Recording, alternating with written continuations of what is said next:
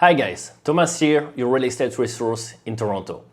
And today I want to go over the stat of September. So the average price is at 1,086,000, which is down versus last year of 4.3%, but which is up versus last month a little bit less than 1%. As you can see on this graph, the market is absorbing the different rate increase and the market is stabilizing in terms of price appreciation.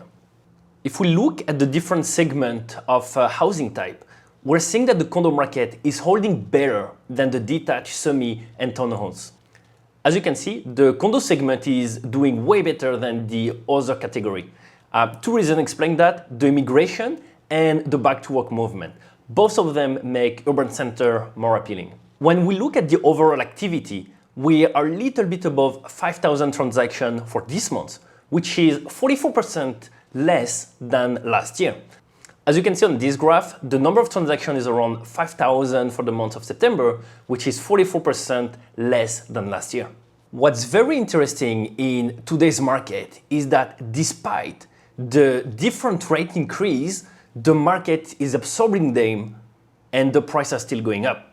When we look at the Canada prime rate, we went from 4% to 2.5% when the Bank of Canada was trying to support the economy during COVID, and the rapid increase up to 5.45%. As you can see on this graph, we're seeing the immediate effect on the market with a lower number of transactions and price point.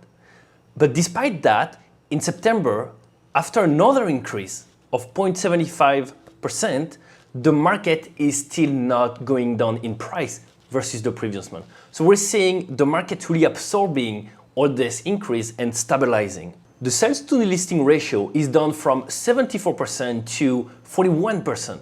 What that means is that there is today 44%, actually in September, there is 44% of listings that are selling out of all the listings available versus 74% in 2021. You can also see on this graph that we're way below the close to 60% 10-year average. Another very interesting supply indicator is the months of inventory. We're looking at 3.1 months of inventory versus 0.75 months of inventory at the peak in February. What that means is that if there is no new listing today, it's gonna take 3 months to sell all the current listing.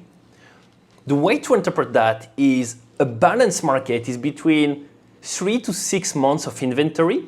A seller's market is 0 to 3 months of inventory. And a buyer's market is 6 months of inventory and more. So we're still in the seller market, which is a little bit more favorable for buyer than it was at the peak of February and March. As you can see on the demand side of 6, the number of transactions is around 5,000 in September.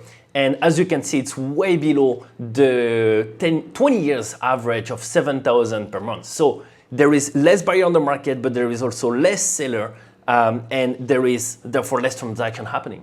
What's very interesting about this graph is that you can see the 10 years trend line, and you can see how we are faring today versus the trend line. And as you can see, the extraordinary acceleration in price that we have seen up to February was way above the trend line. It was not healthy, it was not sustainable. And if we look at what happened in 2016 and 17, where we had kind of like a small bubble as well, we had a massive acceleration and we're having a massive correction as well. And today, the price are faring way closer to the 10-year trend line. The last things I want to leave you with is a great article from the Wall Street Journal. The title is Canada's Immigration Problem, Not Enough Home for Newcomers. So I want to summarize you this article by reading you a couple of quotes that I took from this. Canada's housing market has the lowest number of dwelling per capita in the G7 country. We can't keep up with the amount of immigration coming to the country. There was a lack of forward thinking, lack of planning on the housing side of what was the actual housing need that was going to be. Immigration into Canada is on pace to hit a record high in 2022 of 431,000. There is roughly a third that comes into Toronto and half of that comes into Ontario. It takes multiple years to increase housing supply to accommodate the sudden increase in immigration. So what this article is saying, and that I've been saying for a long time, is that there is so many immigrants coming in the city, and I used to be one of them, and we're not just building fast enough to absorb all of that immigration. And if you ask me what's gonna happen in the long term, my strong belief is that the price have to go up because it takes so much time to build. We're not building fast enough. Supply and demand, there is not enough supply and there is a lot of demand, prices are going to go up. It's not doing better on the rental side of it. Another quote from the article: the average rent for all property type across Canada in August rose 11.1% from a year ago. And actually in Toronto, we are closer to 20% increase.